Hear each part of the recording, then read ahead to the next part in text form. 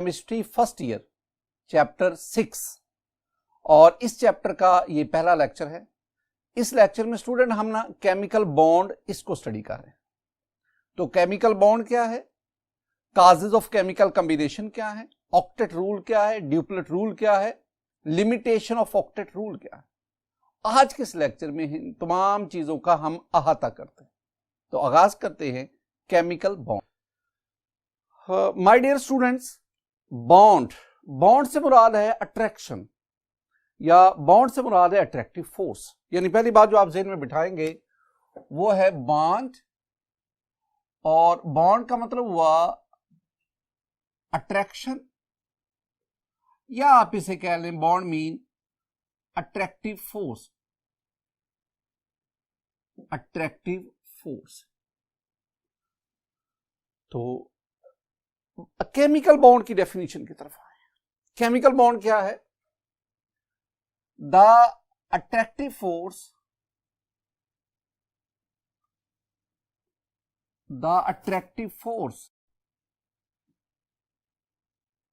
which holds together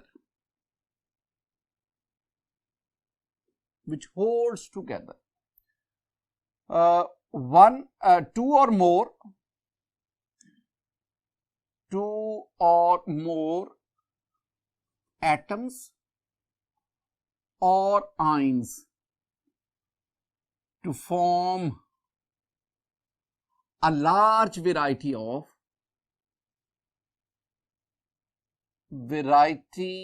of compounds is called chemical bond. My dear student, ये है definition chemical bond की। तो पहली बात, बॉन्ड मैंने कहा कि अट्रैक्टिव फोर्स है, तो केमिकल बॉन्ड वो attractive force which holds together, जो इकट्ठा बांध के रखती है किसको? टू और मोर एटम्स या आयंस को, to form a large variety of compounds, that attractive force is called chemical bond. मसलन आपके पास ना ये है sodium ion, this one is the chloride ion. My dear student, ये दो आयंस हैं। अब इन आयंस के दरमियान एक अट्रैक्टिव फोर्स है जो इनको होल्ड टुगेदर, इकट्ठा बांध के रखती है। आप उस अट्रैक्टिव फोर्स का नाम देते हैं आयनिक बॉन्ड। तो इसका मतलब हुआ ionic bond is a chemical bond which holds together ions, जो आयंस को बांध के रखती है। हमने ना चैप्टर 4 में पढ़ा था कि each sodium ion is surrounded by 6 chloride ion and each chloride ion is surrounded by 6 sodium ion. इसका मतलब है कि हर सोडियम आयन 6 क्लोराइड आयन के साथ जो उसकी सराउंडिंग में अट्रैक्शन शो कर रहा है, आयनिक बॉन्ड बना रहा है। तो this attractive force, this bond, this chemical bond is called ionic bond. बिल्कुल इसी तरह ये मेरे पास ऑक्सीजन है, ये हाइड्रोजन है, ये हाइड्रोजन। माय डियर स्टूडेंट, ये वाटर है। वाटर में 3 एटम हैं, 2 हाइड्रोजन, 1 ऑक्सीजन, और इन तीनों एटम्स के दरमियान एक अट्रैक्टिव फोर्स है जो इनको बांध के रखती है। और आप उस अट्रैक्टिव फोर्स को कोवलेंट बॉन्ड का नाम देते हैं। तो इसका मतलब हुआ आयंस के दरमियान जो अट्रैक्टिव फोर्स है वो आयनिक बॉन्ड, और मॉलिक्यूल्स में एटम्स के दरमियान जो अट्रैक्टिव फोर्स आ गई, जो केमिकल बॉन्ड आ गया, उसका नाम है कोवलेंट बॉन्ड। बिल्कुल इसी तरह आप एक कोऑर्डिनेट कोवलेंट बॉन्ड भी पढ़ते हैं। तो इसका मतलब हुआ ionic bond, covalent bond, coordinate covalent bond, all these are called chemical bond. तो केमिकल बॉन्ड की अगर मैं एग्जांपल में आऊं कि कौन कौन सी केमिकल बॉन्ड हैं, तो इसमें आ गया ionic bond, we have the covalent bond, we have the coordinate covalent bond. Coordinate covalent bond को ना हम डेटिव बॉन्ड भी कहते हैं। कोवलेंट बॉन्ड, मैंने कहा कि कोऑर्डिनेट कोवलेंट बॉन्ड का हम डेटिव बॉन्ड भी कहते हैं। these are called chemical bonds। अब इन केमिकल बॉन्ड्स आयंस आपस में हेल्ड हुए, एटम्स आपस में हेल्ड हुए, हमारे पास ये फार्मूला यूनिट बने, हमारे पास क्रिस्टल लैटिस बना, हमारे पास आयनिक कंपाउंड बने। ये हमारे पास मॉलिक्यूल है, ये आपस में इकट्ठे होते जाएंगे, हमारे पास एक मॉलिक्यूलर कंपाउंड, कोवलेंट कंपाउंड बनता जाएगा। इसका मतलब है इन केमिकल बॉन्ड्स की बदौलत we have a large variety of compounds. ऐसे कंपाउंड जिनमें आयनिक बॉन्ड होगा हम उन्हें आयनिक कंपाउंड कहेंगे, और ऐसे कंपाउंड जिनमें कोवलेंट बॉन्ड होगा हम उन्हें कोवलेंट कंपाउंड कहेंगे। जी स्टूडेंट, हम आगे बढ़ते हैं और हमारा नेक्स्ट इसमें डिस्कशन आएगी causes of chemical combination. Heading का मतलब है कि वो वजूहात बताएं जिसकी वजह से आयंस या एटम आपस में केमिकली कंबाइन होते हैं। यानी मैं जानना चाह रहा हूं कि एटम्स आपस में क्यों कंबाइन होते हैं, उसकी वजूहात क्या है। माय डियर स्टूडेंट, दो बेसिक रीजंस हैं, दो बेसिक काजेस हैं। पहली बात, हर एक एटम चाहता है कि वो स्टेबल इलेक्ट्रॉनिक कॉन्फ़िगरेशन हासिल करे। हर एक एटम चाहता है कि वो स्टेबल इलेक्ट्रॉनिक कॉन्फ़िगरेशन हासिल करे।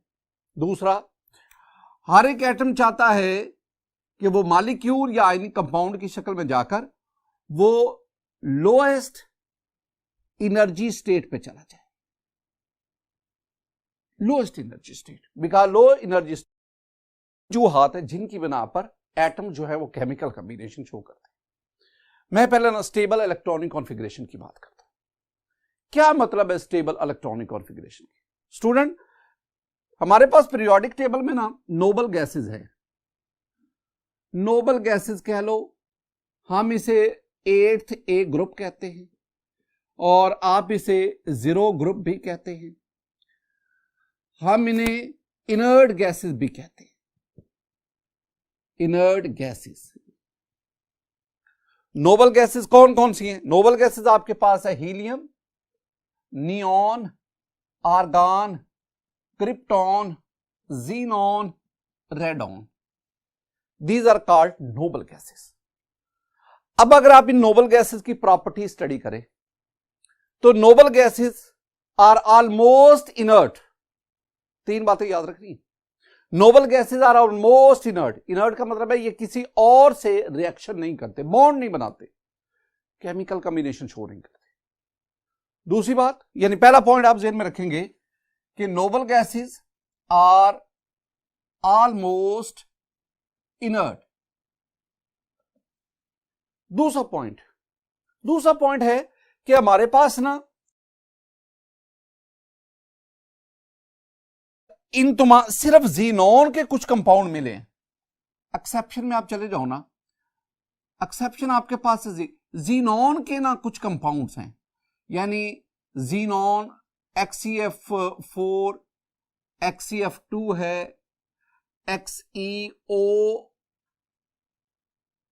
इसके बाद O3 लगा ले। इसी तरह जीनॉन के कुछ कंपाउंड स्टूडेंट मिले। इसका मतलब है कि among noble gases only xenon show a little tendency to react. बाकी जो एक नोबल गैस कभी भी दूसरी नोबल गैस के साथ बॉन्ड नहीं बनाएगी। नो बॉन्डिंग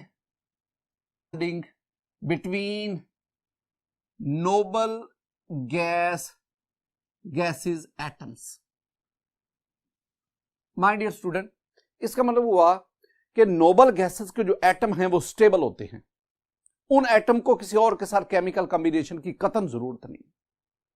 मेरा question, why the atoms of noble gases are stable, उसका आंसर 2 है। 2 बातें, यानी मेरा question, why noble gases are inert. क्यों नोबल गैस का एटम दूसरे एटम के साथ बॉन्ड नहीं बनाता? रीजन क्या है? माय डियर स्टूडेंट, 2 बातें ध्यान में रखें, 2 पॉइंट। नंबर 1, नोबल गैसेस के अभी इलेक्ट्रॉनिक कॉन्फ़िगरेशन देखते हैं तो they have complete outermost orbit. Outer most orbit complete होता है। Number 2, noble gases atom have paired electrons in orbitals. ये दो बातें ध्यान में रखें जिनकी वजह से नोबल गैस के एटम जो हैं वो स्टेबल होते हैं, और स्टेबल होने की वजह से हम कहते हैं वो किसी और के साथ बॉन्ड नहीं बनाते, और यूं हम उनके इलेक्ट्रॉनिक कॉन्फ़िगरेशन को कहते हैं they have stable electronic configuration. अब देखिए इसमें मेरे पास ये हीलियम है, helium atomic number 2, electronic configuration 1s2। ये हीलियम का न्यूक्लियस, 2 प्रोटॉन, ये फर्स्ट ऑर्बिट, ये फर्स्ट ऑर्बिट जिसे आप के शेल कहते हैं, जिसके लिए n=1 है। माय डियर स्टूडेंट, हमने 2n² का फार्मूला पढ़ा। फर्स्ट ऑर्बिट में मैक्सिमम 2 इलेक्ट्रॉन आ सकते हैं, और हीलियम के इस ऑर्बिट में 2 ही इलेक्ट्रॉन हैं। आई मीन हीलियम का s ऑर्बिटल 2 इलेक्ट्रॉन रखने की वजह से paired electron in s orbital, और दूसरी बात the outer most orbit is completely field. दूसरी तरफ आ जाओ, अगर हीलियम के बारे में नियॉन की बात करूं, atomic number 10, my dear student 1s2, 2s2, 2px, 2py and 2pz। अगर आप इसमें देखें 10 इलेक्ट्रॉन, 2, 4, 5, 6, 7, 8, 9, 10, जिनका ये लिखा हुआ ना 1s2, इसका मतलब है this s belong to first orbit, और जिनके साथ ये 2 लिखा हुआ है ना, all these orbital belong to second orbit. Neon के एटम में ये हमारे पास सेकंड ऑर्बिट आ गया, हम इसे कहते हैं एल शेल। इसके लिए n की वैल्यू आ गई 2, और 2n² फार्मूला में क्या बताता है, 2n² फार्मूला में बताता है कि इसमें मैक्सिमम 8 इलेक्ट्रॉन आ सकते हैं। तो my dear student, second orbit में 2, 4, 6, 8, तो 8 इलेक्ट्रॉन्स हैं।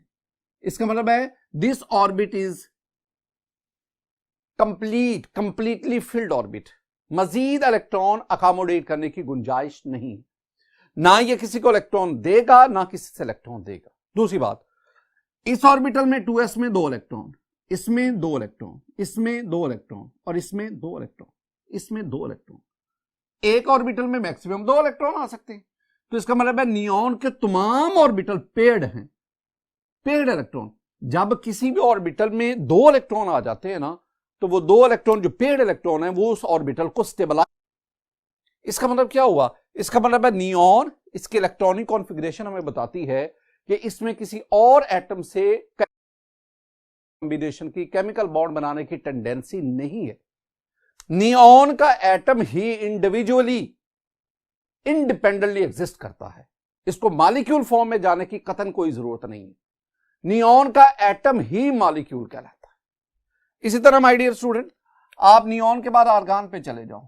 Atomic number 18, 1s2, 2s2, 2p6, 3s2, 3px, 3py, 3pz। अगर आप 18 इलेक्ट्रॉन अकोमोडेट करो, 2 और 2 4, 6, 10, 12, 13, 14, 15, 16, 17 और 18। अब देखिए इसमें 1s2, 1 first orbit, 2s2, 2p6 second orbit, and this one is the third orbit. Third orbit, अगर आप थर्ड ऑर्बिट में इलेक्ट्रॉन गिनो,